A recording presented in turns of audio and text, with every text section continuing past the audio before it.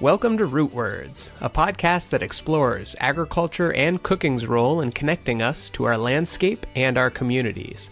I'm Stephen Abatel. Root Words is a collaboration between Vermont Farmers Food Center, Shrewsbury Agricultural Education and Arts Foundation, and many other community members. We're excited to introduce you to some passionate folks that are bringing communities together around food. So please pull up a chair and enjoy.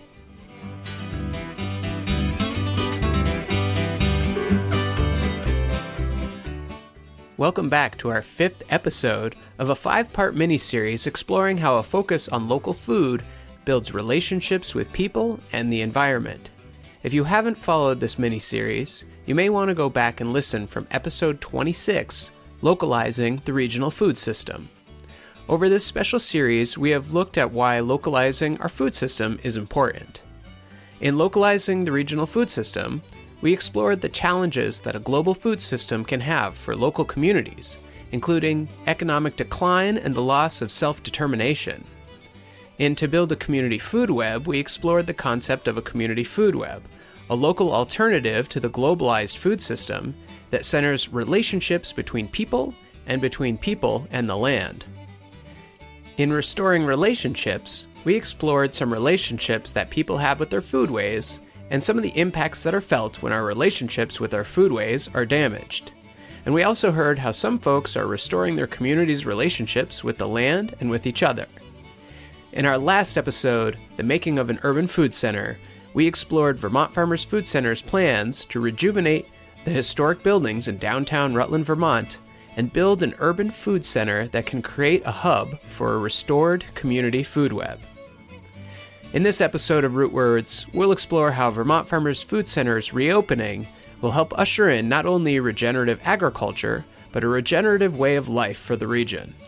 And we'll wrap up the series by hearing how a vibrant and well-supported community food web creates a more circular, localized economy where we all thrive together. Let's start by checking back in with Vermont Farmers Food Center. In 2019, VFFC completed a USDA Funded feasibility study and business plan for the campus with the purpose of developing the additional buildings into infrastructure that supports small food business access and creates local jobs. In 2021, VFFC received federal grants to renovate its buildings so it can fully implement its business plan. However, one of the initial requirements in the process was an environmental review, which revealed harmful contamination from the site's industrial past that would need to be addressed before any renovation could begin. Unfortunately, in January 2022, amidst the COVID-19 pandemic, VFFC had to close Farmers Hall, the central gathering space for the local food community. While these dual challenges were a temporary setback, it has not deterred VFFC. After 2 years, the doors will be reopening.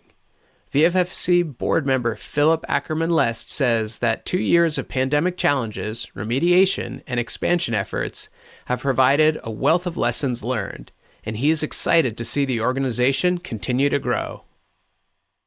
But the fact that VFFC survived and, not only survived, but actually, was able to take that time to reassess what it is that we're doing, still to be able to bring in funds to help advance the expansion of the facility. I think it provides an incredible opportunity for the community. And I think it just, the reopening of VFFC is, it'll be a day, not just of promise and hope, but I think also a day of retrospection, being able to look back at how an organization that is a group of committed individuals really stuck it out, through some of the toughest scenarios imaginable, really for, a nonprofit, dealing with the mitigation issues that we've had to deal with, dealing with COVID, all of those pieces. There's an opportunity for real celebration. I think we've seen, small food entrepreneurs, really find their way by being able to utilize the commercial kitchen, find their way into the marketplace. Having the farmers market at VFFC over the years obviously has created this galvanized community, and just the ability to do, the ability to have a farmers market that runs 52 weeks out of the year, and the fact that Rutland, has really led that cause in the state of Vermont is something that's really exciting. I think, providing a place, where anchor tenants can come in. Those are more established food businesses that need that kind of infrastructure. It's not sexy, but you need a loading dock. You need a place where you can actually, where you've got floor drains. You need a place where you've got, safe power, when it's also mixed with water and steam. And, so VFFC has really provided a need in that regard. So, it's been exciting to see the development of all of those different parts over the years. And now with the expansion of VFFC and the refinement of the facilities, I think it really gives us the opportunity, to provide more needs. It's not about the expansion of VFFC, it's about the expansion of capacity for the entire region and the promise of economic viability for those who really want to get up and going and out the gate. There's this sense that the work that's happening at VFFC, is really going to make a difference for farmers, for consumers, for the people, surrounding the facility itself, and the fact that there's been so much support, from regional leaders, not only actually folks who are there in the town and the city of Rutland, but then also, even our Vermont delegation. They recognize the importance of what's happening here, and the fact that we've been able, through all of these challenges, to find a way forward in terms of funding is just really extraordinary. So, there's nothing that gives me more hope, I think, than seeing the vitality of an organization like VFFC and seeing the impact as well. Vermont Farmers Food Center's executive director, Heidi Lynch, says VFFC's engineering team, as well as the Vermont Departments of Environmental Conservation and Agency of Commerce and Economic Development, have been tremendously supportive for helping navigate the cleanup process and while seeking funding. The process is allowing VFFC to address some other facility needs that have been on the back burner. So we secured funding in September of this year, and then we began remediation work in Farmers Hall, which was our number one priority because that's our main building that we've been operating programs in our market out of for over 10 years. And the remediation work in Farmers Hall began in October. It's nearing completion. We're really just tying up loose ends now of, getting all the plumbing fixtures back in place and finishing touches on carpentry. We have, new installation of radiant tubing in the floor.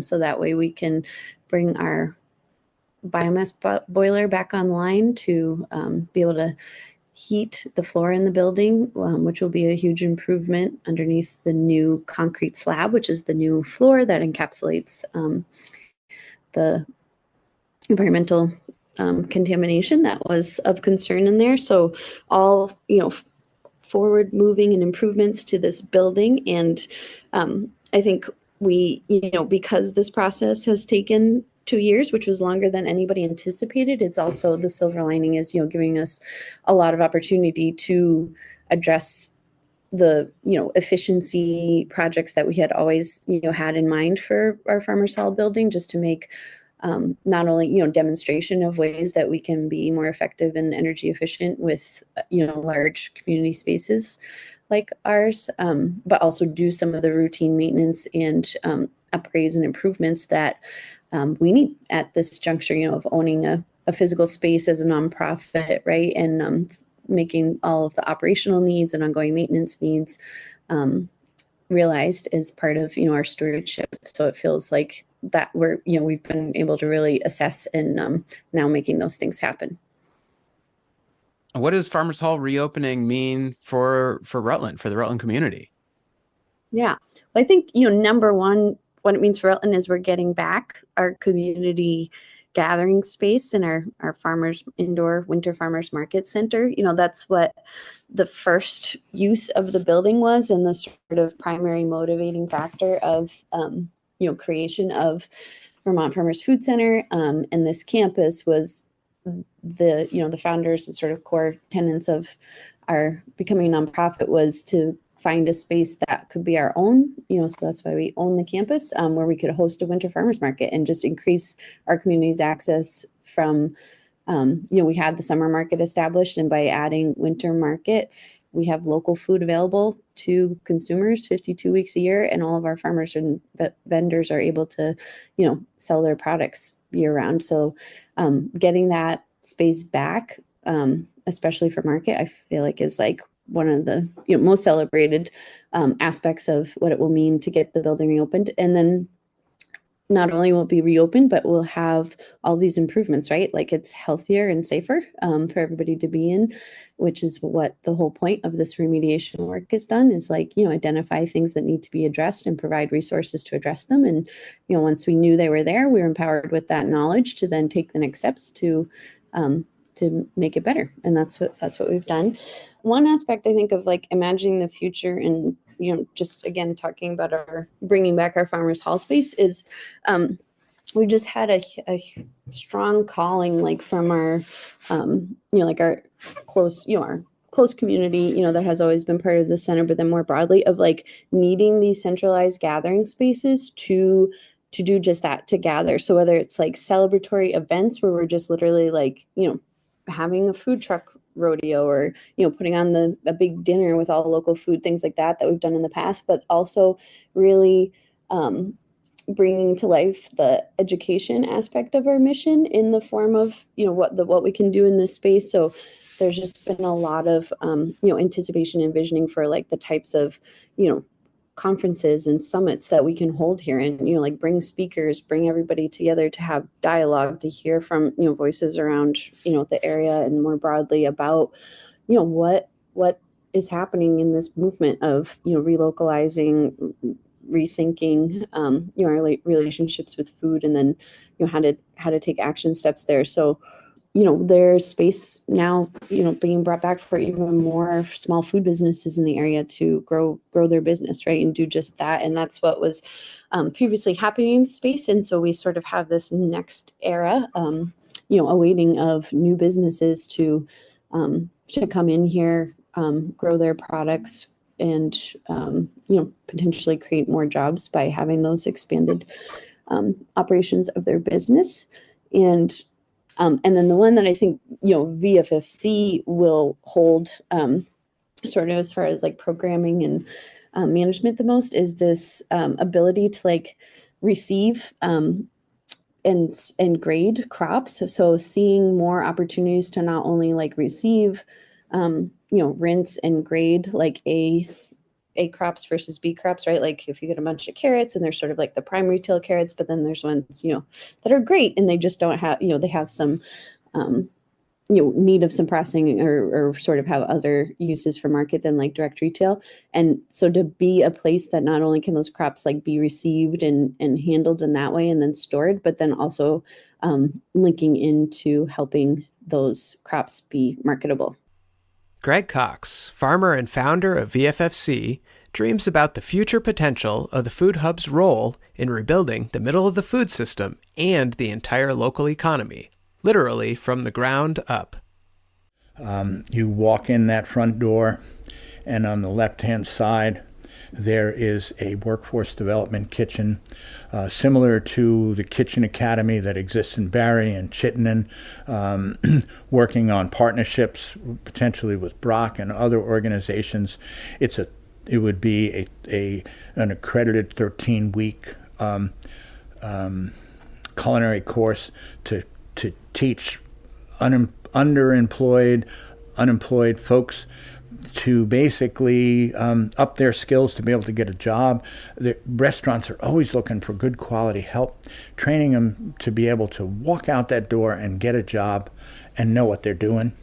And also, those same folks, as we grow the value-added businesses, to be able to access some of the larger markets that we've been looking at accessing, our growing value-added people are going to need more employees too.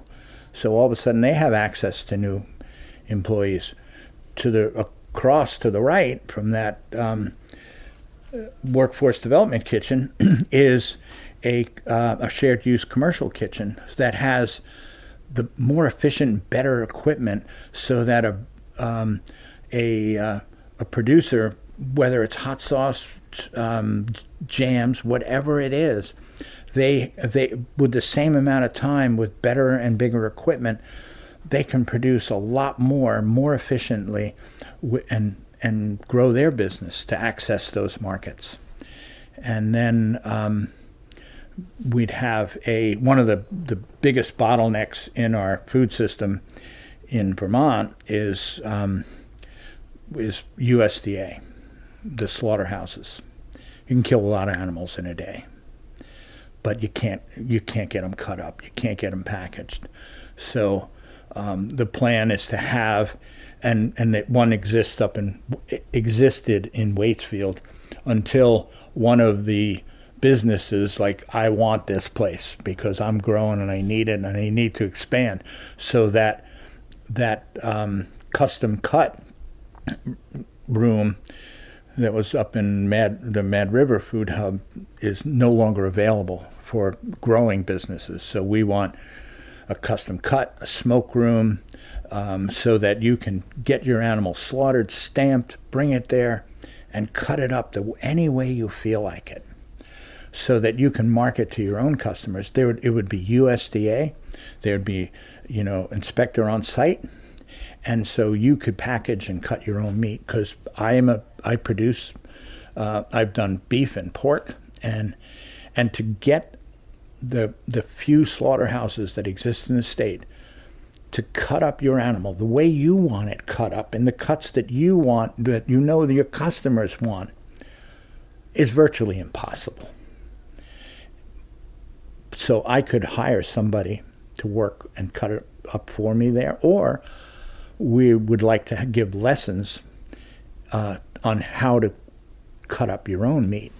And then you're legally able to do that. So you could have your animal slaughtered, brought here. Could be primal cuts, could be halves. And in the back, we're looking at where the solar arrays on that back open building, which was originally a pattern building for Lincoln Iron Works. That was going to be transformed into, and we've got some initial layout designs that a lot of the different engineers and architects in Rutland have worked with us, and even the agricultural engineer from UVM, and that'll be climate-controlled food storage, aggregation, distribution. So one of the things that industrial ag does well is, when that food comes from the field, it is a science to know because it's no longer attached, no longer is being fed, and it begins to respirate and lose moisture. And whether it's broccoli, carrots, onions, whatever it is, it has a specific humidity and a specific temperature that's going to keep it at prime quality for the longest period of time. And our industrial system is really good at transporting that food across the country at the right climate conditions. So when it arrives, it looks pretty damn good. And it's hard for local farmers to invest in that infrastructure that's going to keep. Broccoli is a great example, because broccoli degrades really fast if you don't give it what it wants. And that is usually shaved ice in 32, 34 degrees. Carrots and beets are 98% humidity, as close to freezing as you can get it. Winter squash is low humidity, lots of ventilation, and a steady 50 degrees. If we can have shared use climate control for our farmers, and they're selling in the green building, that's their primary, and they're distributing through wholesale and pharmacy and other programs, so the food is coming to the food center, being stored at optimum conditions, which gives it the longest possible premium life, and then we are distributing it, or the farmer is coming on a Saturday and taking out his carrots and beets and then bringing it into the farmer's market to sell at the farmer's hall, they're going to make more money because they're not going to have throwaway, and the customers are going to get better quality food, and that opens that neck in that hourglass a little bit more. And I always use that hourglass. This is our food system. The producers up top, the farmers, and the other big end of the glass is the consumers, and that neck in the middle is where all the money is extracted. That's the middlemen, and that's the pinch point. And so we would like to make this food system a free-flowing glass, top to bottom, where we've heard of free trade coffee. How about free trade vegetables for our farmers so they can actually make a living? It is so ironic that many of our farmers in Rutland County are eligible for food stamps. Most of our dairy farmers in the state are eligible for food stamps. If there's sins in the world, that's got to be one of them. Take the farmers off. One of the things we always used to say as we were building this and envisioning this, we need to take the farmers off the economically endangered list. We need them to make a decent living. But at the same time, make sure food is available to everybody. And there are so many issues to address within the food system that we plan on tackling and making it better. Greg, Heidi, Philip, and many others have dedicated their time and talents to reviving a neglected industrial site to make things better for farms and food-based businesses in central Vermont. Pushing back against a powerful global system is slow and difficult work, but great challenges create great opportunities. Rebuilding community food webs all around the world will create more self-determination, economic stability, and physical and environmental well-being. Steve Gorlick is the Managing and Programs Director for Local Futures, an organization that promotes localization around the world. Steve outlined global agribusiness for us in episode 26, Relocalizing the Regional Food System. He feels that thriving communities and culture have been undermined by our global economy, and we would do well to recenter our community bonds. Well, I think the benefits would be very obvious, that we would stronger community is the foundation of individual happiness and contentment and even physical health. There's a lot of studies that show that both contact with nature and connection to others are prerequisites for mental health and even physical health. So how we get there, I think one of the problems we face is that we've grown up, most of us, in a culture that has celebrated both individualism and sees consumerism essentially as an inevitable feature of human nature. The desire for more stuff is perceived by many as just an element of human nature, which is not true. And I think that if you look cross-culturally, you can see that there are other cultures where accumulating stuff is not the goal of life.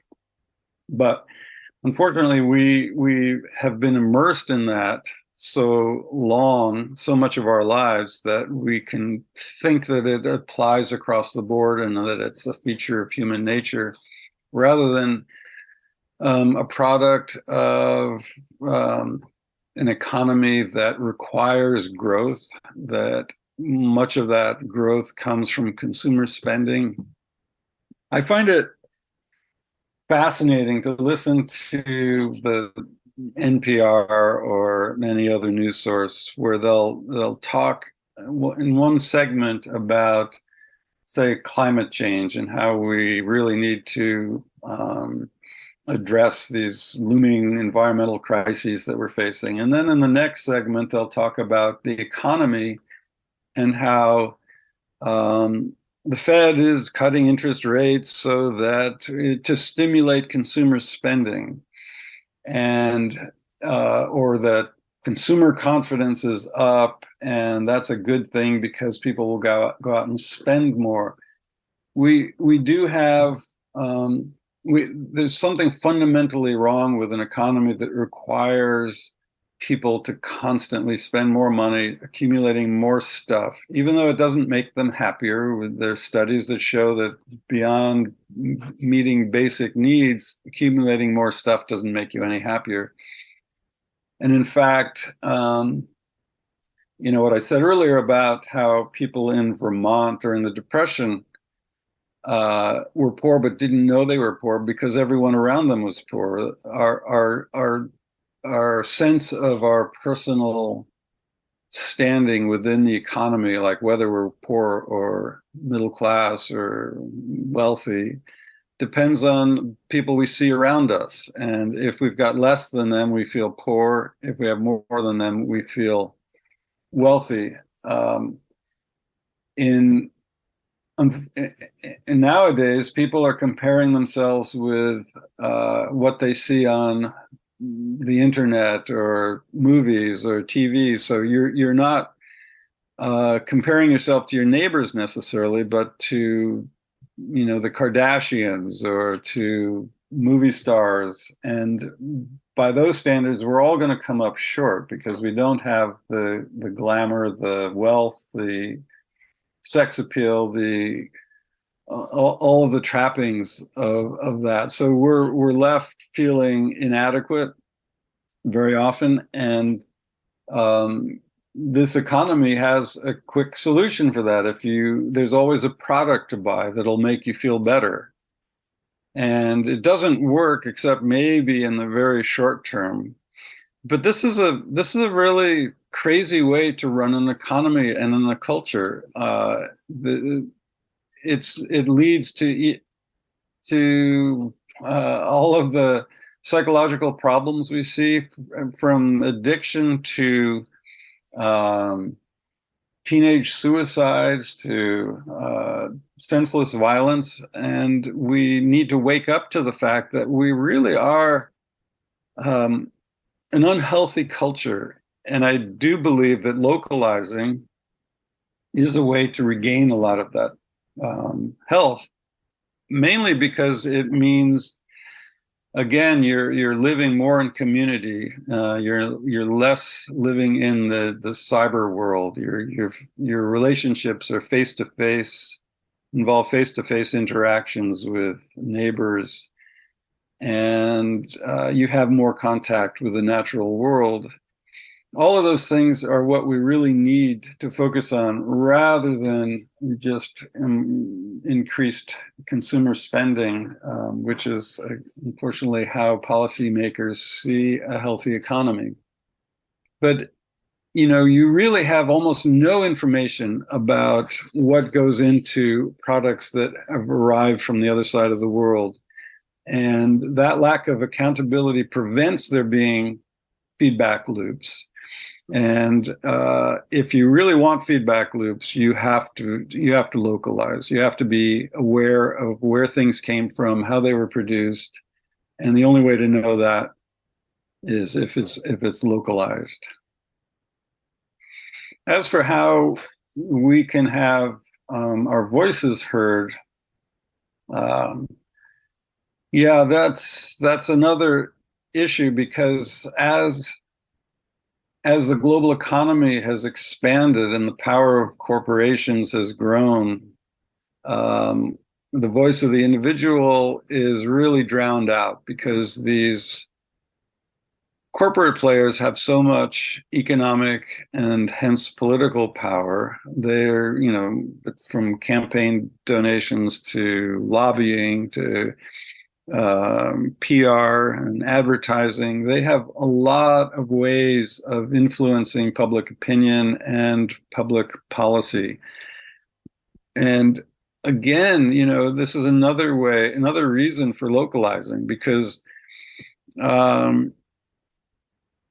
if you imagine thousands and thousands of small shops in Vermont, as opposed to everyone getting everything they need from Amazon, which is the direction we seem to be going, those thousands and thousands of small shops, again, they're more accountable to the people that they serve, and the economic power of a single monopoly like Amazon is dispersed among thousands of small shopkeepers, each rooted in their own community, and that is a source of more genuine democracy. And in order to move in that direction towards more genuine democracy, participatory democracy, we really need to get economic power decentralized out of the hands of these corporate monopolies and into the hands of our own neighbors, and where those feedback loops can operate, where we can actually see what businesses are responsible for and what they're actually doing. There's no real way to participate in the decision-making process without information, and we have so little information about these corporate monopolies, but we have firsthand information about local businesses, and that's where decentralized democracy can thrive. One thing else I'd like to add is that, because Local Futures is probably one of the only organizations that promotes local food globally. And so we have a more global perspective on what's happening, and it's really, there is an international movement emerging for localization, not just in food, but for everything. And when you're connected to that world, it can be very inspiring to see, farmers in Zimbabwe promoting local food, and in Morocco, and in Brazil. And we often tend to look at, like the government that we're saddled with and say, oh, if these guys weren't in office, then things would be better. And the reality is that it almost doesn't matter what government you've got, because in general, these governments still, they're wedded to things like GDP growth. They're wedded to things like specialization for export. And whether you're on the left, whether your government is on the left or the right, they tend to support the same kinds of policies. And if enough people around the world stand together and raise their voices together to shift this global system away from its horrendous and disastrous trajectory, then there is hope, I think. Again, I don't think the solutions are going to come from technology. I don't think they're going to come from the top. They're going to come from the bottom. And for them to come from the bottom, there has to be a lot of us to match the power, the entrenched power of global corporations and banks. So it's not going to be an easy thing to accomplish, but the fact that so many people around the world are arriving on the same page at the same time does give me hope. For individual communities to match the power of global interests, we're going to need to rebuild strong local systems. We last spoke with Shane Rogers of Food Solutions New England in episode 26 and in episode 28, Restoring Relationships. Shane says that there's a responsibility for state and local governments to make capital investments in community processes. And as we continue to shift that culture of individualism towards more collectivism, that our neighbor's success is our success, that our community only really thrives when everybody within that community is thriving,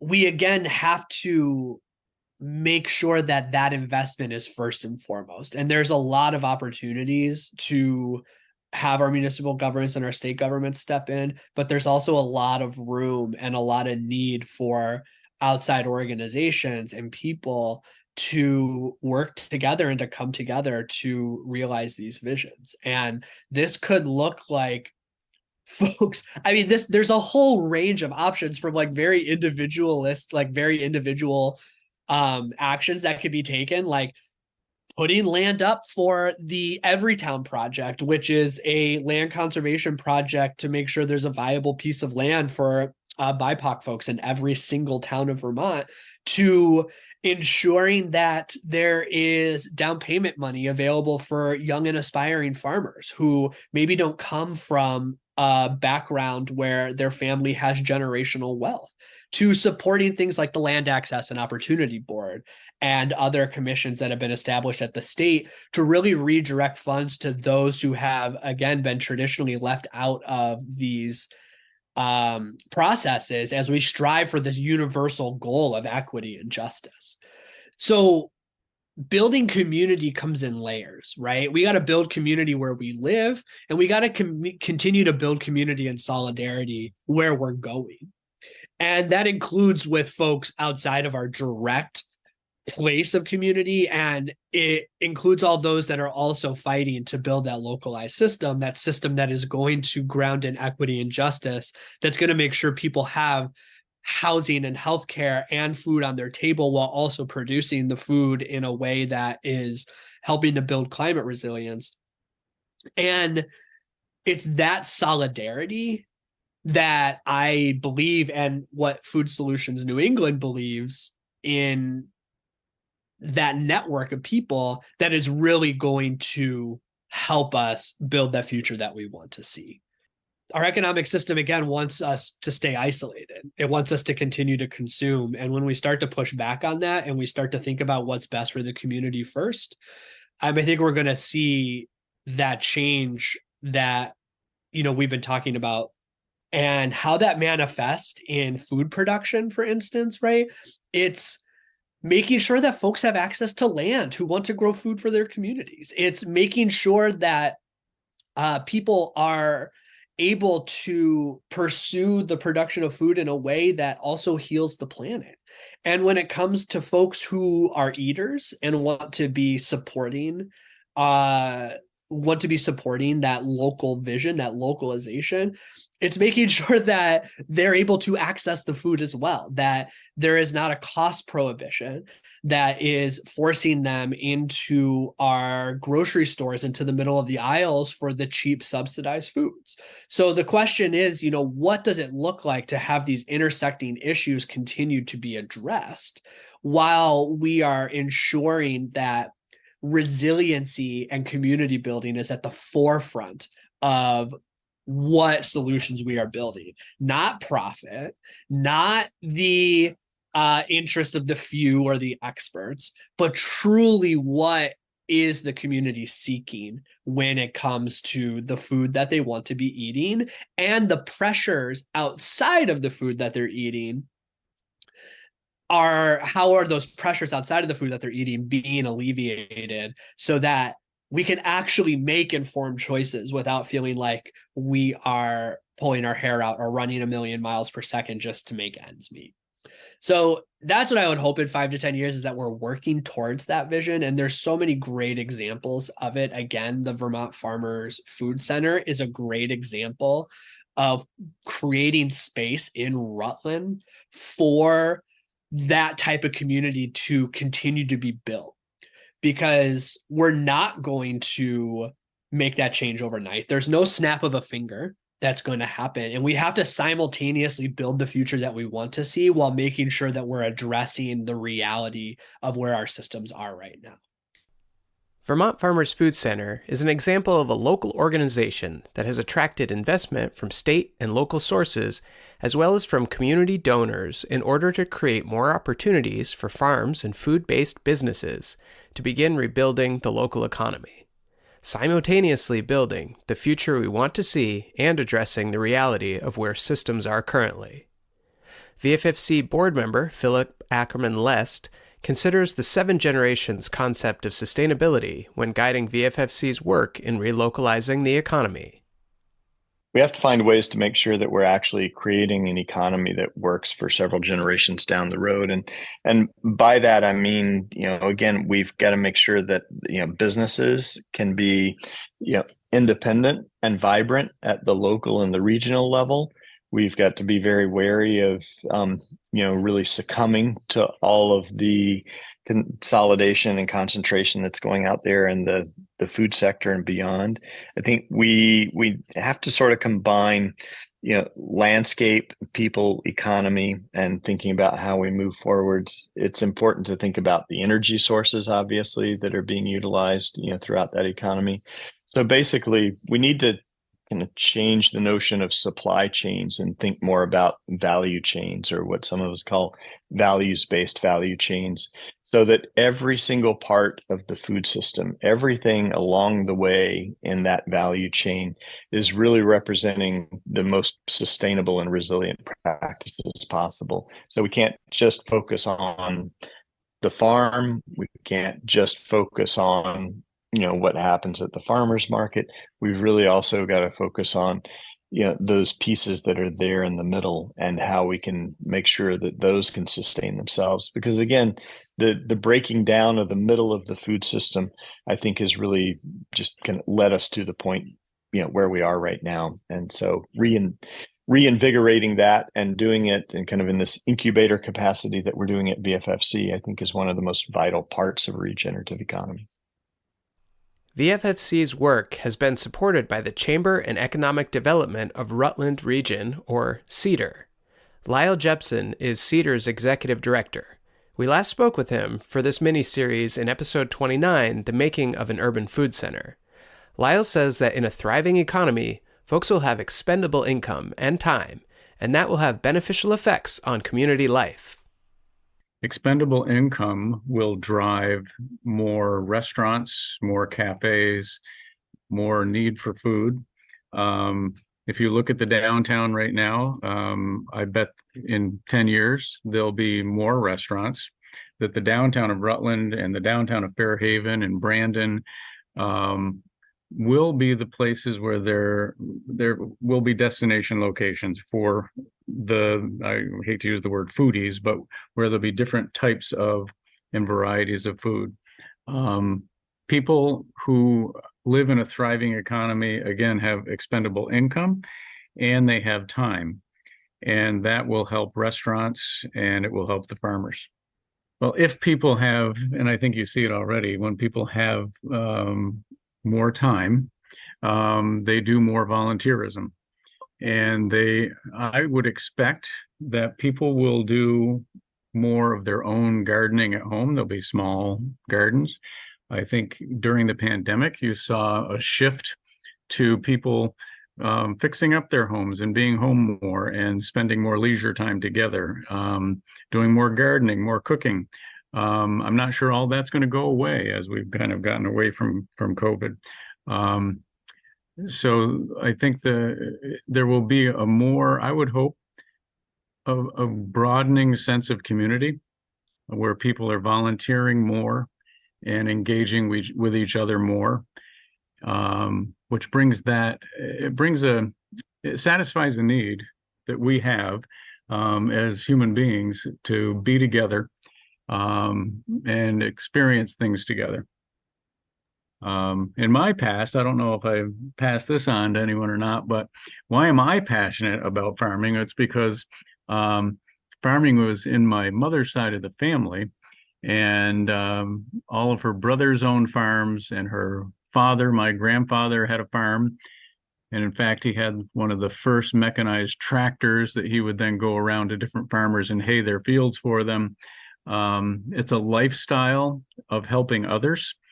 And it is a lifestyle of sharing and a lifestyle of taking care of each other. That is something special, something that maybe we've lost in some big cities. And if we've lost that partly in Rutland, it's going to come back, because it is farmers, I think, that have led the way and will continue to do that. And that's, again, because the food center is providing more than just opportunities for food-based businesses. You're saying it's something that's providing a quality of life that's going to be a draw for the region. That's exactly what people want. They want to know how and where their food is grown. We get that question often.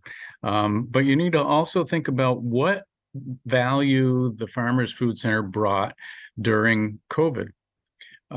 As part of the Everyone Eats program, thousands of meals were provided through the Farmers Food Center.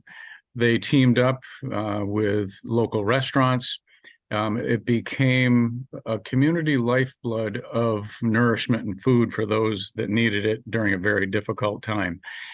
That happened locally. That was impressive and very important. Our goal is to bring more people here, and the Farmers Food Center will be that destination location for people that are looking for locally grown food. So I think that the improvement at the Farmers Food Center will improve the entire area, and you'll see really an uplifting of spirit. Vermont Farmers Food Center hopes to usher in the rejuvenation of the area and an uplifting of spirit. It's no small task. VFFC Executive Director Heidi Lynch feels that their work will provide a lift to her hometown. Yeah, as like Heidi, kid who grew up in Rutland, like literally actually right up the road here from the food center, honestly, what I envision and like hope for is, and to borrow a phrase from Senator Sanders, who, has cheered us on in our work here, is like pathways to prosperity. And literally, our campus is in the northwest neighborhood of our community, which is where, some of the hardest hit impacts of the opioid epidemic and substance use disorder are most like felt and seen in our community. And I have this, hope and vision that this place, and with all of the like thriving economic activity, as you were just describing, can be a place where people can, come and find jobs and find programming and community that offers a new pathway, right? Like a choice, right? A choice to be part of, a place to feel, welcome and empowered and connected, and that like there is hope, right? So I feel like, again, that same symbolism of like taking these buildings, and bringing, new life to them and new current opportunity and community, like that really hits to my core as like as an individual community member here. And I think like, Rutland has a lot of exciting momentum right now with, making improvements to the conditions of our community from a, again, root cause level,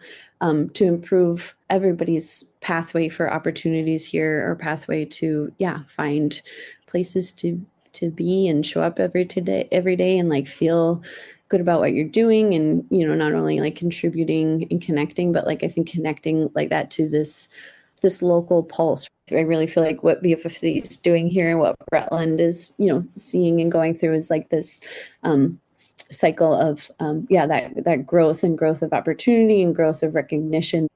From a very personal and local hometown girl space, I'd love to vision this place as a pathway for our community to have opportunities.